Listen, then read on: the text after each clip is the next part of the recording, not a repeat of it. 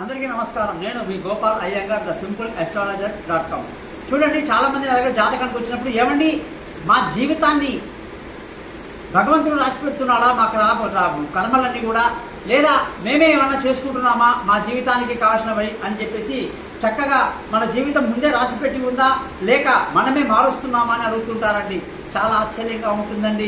ఇది ఎట్లా ఉంటుందంటే విత్తనం ముందా చెట్టు ముందా, చెట్టు ముందా విత్తనం ముందా అంటే సమాధానం ఎక్కడ ఉంటుందండి?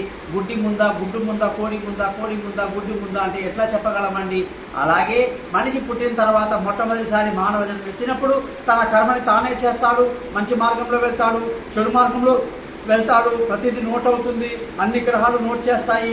వచ్చే జన్మలో అవే గ్రహాలు ఆ వాడు చేసిన మంచికి మంచి, చెడుకు చెడు ఇస్తాయండి. దాంతోపాటు మళ్ళీ వచ్చే జన్మలో కూడా వాడు మళ్ళీ కొత్తగా ఏవో చేస్తాడండి, అవి మళ్ళీ రెట్టింపు అవుతాయండి. మళ్ళీ మూడో జన్మలో వచ్చేసరికి చాలా మంచి పనులు చేస్తే చాలా మంచివాడుగా పుడతాడు. ఒకసారి చాలా చెడ్డవాడైపోతాడండి, చెడ్డవాడు మంచివాడవుతాడు, మంచివాడు చెడ్డవాడవుతాడు.